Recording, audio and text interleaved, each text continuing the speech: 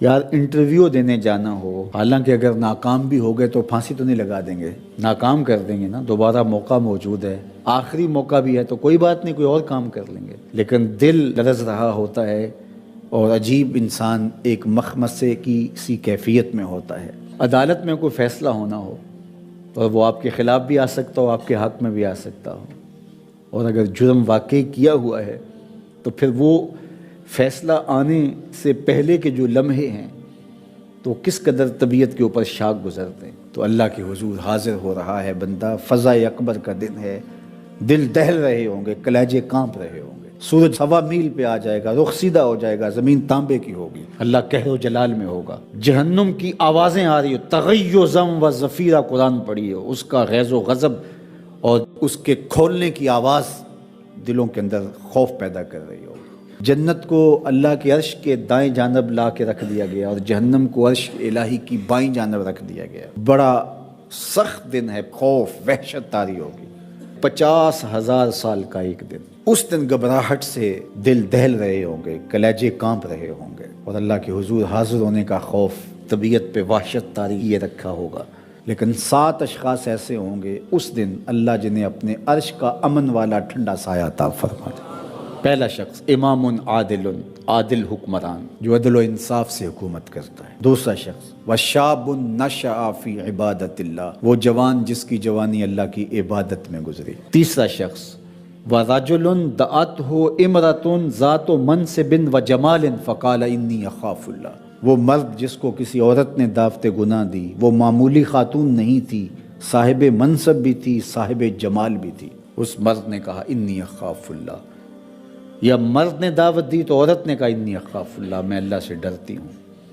تو اللہ کے محبوب علیہ السلام نے ارشاد فرمایا کل قیامت کے دن جب کوئی سایہ نہیں ہوگا اللہ اسے اپنے عرش کا ٹھنڈا سایہ عطا فرمائے گا۔ چوتھا شخص ورجل قلبہ معلق بالمساجد، وہ آدمی جس کا دل مسجد میں لگتا ہے، لٹکا ہوا ہے، معلق ہے، ایک نماز کے بعد دوسری نماز کا انتظار کرتا ہے۔ اللہ اکبر، مسجد میں ایسے سکون پاتے ہیں جس طرح مچھلی پانی میں سکون پاتے ہیں۔ کل قیامت کے دن جب کوئی سایہ نہیں ہوگا اللہ اس کو اپنے عرش کا ٹھنڈا سایہ عطا فرمائے۔ پانچواں شخص ارشاد فرمایا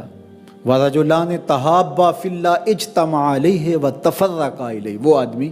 جو ایک دوسرے سے اللہ کے لیے پیار کرتے ہیں، جب آپس میں ملتے ہیں تو اللہ کے لیے، جب جدا ہوتے ہیں تب بھی اللہ کے لیے۔ چھٹا شخص وَرَجُلٌ تَصَدَّقَ بِصَدَقَةٍ فَأَخْفَاهَا حَتَّى لَا تَعْلَمَ شِمَالُهُ مَا تُنْفِقُ يَمِينُهُ، وہ آدمی جس نے صدقہ کیا، دائیں ہاتھ سے کیا، ایسے مخفی انداز سے کیا کہ بائیں کو بھی خبر نہ لگنے پائی۔ فیس بک تو دور کی بات ہے، اخبار تو دور کی بات ہے، میڈیا پہ ایڈ چلنا تو دور کی بات ہے، ہمسایوں کو پتہ لگنا تو دور کی بات ہے، سوسائٹی کو پتہ لگنا تو دور کی بات ہے، اس کے بائیں ہاتھ کو بھی نہ پتہ چلا دائیں نے کتنا صدقہ کیا، اتنے مخفی انداز سے کیا۔ تو فرمایا قیامت کے دن جب کوئی سایہ نہیں ہوگا اللہ اسے اپنے عرش کا ٹھنڈا سایہ عطا فرمائے گا۔ ساتواں شخص وَرَجُلٌ ذَكَرَ اللَّهَ خَالِيًا فَفَاضَتْ عَيْنَاهُ، وہ آدمی جس نے تنہائی میں بیٹھ کے اللہ کا ذکر کیا، اکیلا بیٹھا تھا، تنہا بیٹھا تھا، اللہ کا ذکر کر رہا تھا، یاد الہی میں مستغرق تھا، تو یاد الہی میں ایک کیفیت پیدا ہوئی، آنکھوں سے آنسو چھلکنے لگے، اللہ کی محبت میں رونے لگا، مجلس میں نہیں، خالیاً تنہا تھا۔ مجلس میں ریاکاری کے مکان پائے جاتے ہیں لیکن وہاں تو یہ مکان بھی نہیں، اکیلا کسی جگہ بیٹھا تھا، آنکھوں سے آنسو چھلکنے لگے یاد الہی میں، محبت الہی میں چھم چھم رویا۔ اللہ کے محبوب فرماتے ہیں قیامت کے دن جب کوئی سایہ نہیں ہوگا اللہ اسے اپنے عرش کا ٹھنڈا سایہ عطا فرمائے۔ اور یہ بات ذہن میں رکھیے، جس کو اللہ قیامت کے دن اپنے عرش کا ٹھنڈا سایہ عطا کر دیا اس کے بعد کے معاملات بھی ٹھیک ہوں گے۔ تو فضا اکبر کے دن یہ لوگ اللہ تعالیٰ جل شانہ کے کرم سے امن میں ہوں گے، سایہ رحمت خداوندی میں ہوں۔ دعا کیجئے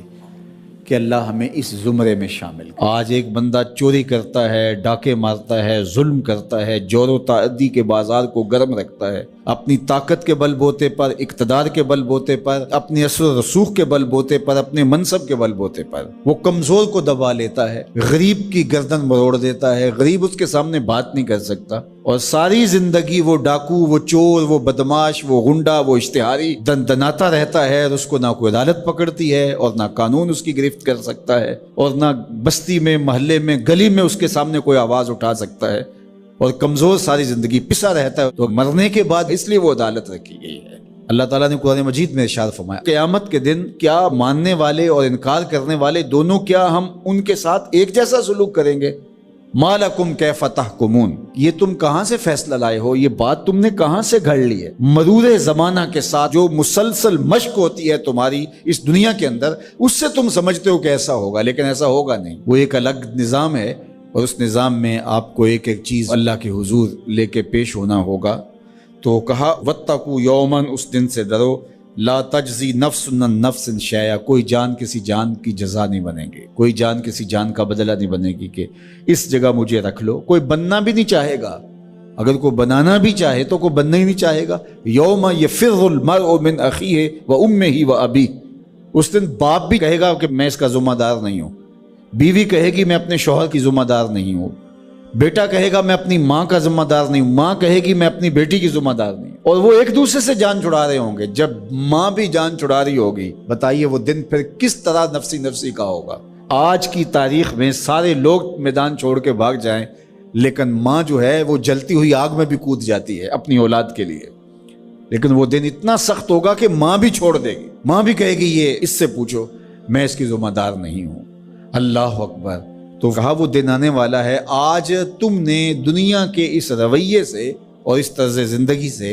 اور جو تم زندگی گزارتے ہو اس سے تم نے یہ نتیجہ نکال لیا ہے کہ آخرت میں بھی ایسے ہی چلے گا، تو ایسے نہیں ہے۔ اور اگر آپ ناراض نہ ہوں، بعض اوقات خوش آمدی مریدین پیروں کو اس قدر کہتے ہیں کہ آپ تو بخشے ہوئے ہیں، آپ تو کامل ہیں، اور آپ تو پہنچے ہوئے ہیں، اور وہ سن سن کے بچپن سے جب آنکھ کھولتا ہے وہ شہزادہ آغوش مادر سے جب نکل کے وہ خانقاہ کے ماحول میں آتا ہے تو وہ یہی سنتا ہے کہ یہ کوئی الگ مخلوق ہے، تو آہستہ آہستہ اس کی طبع کے اندر بھی یہ راسخ ہو جاتا ہے کہ مجھے تو کوئی پرسش نہیں ہوگی، میں تو شریعت سے، قانون سے، اخلاقیات سے مبرہ ہوں۔ ہم نے دیکھا ہے کہ پیروں کے بیٹے بالکل نوخیز بچے بوڑھے سفید داڑھیوں والوں کی تذلیل کر رہے ہوتے ہیں اور ان کو غلاموں کی طرح سمجھ رہے ہوتے ہیں۔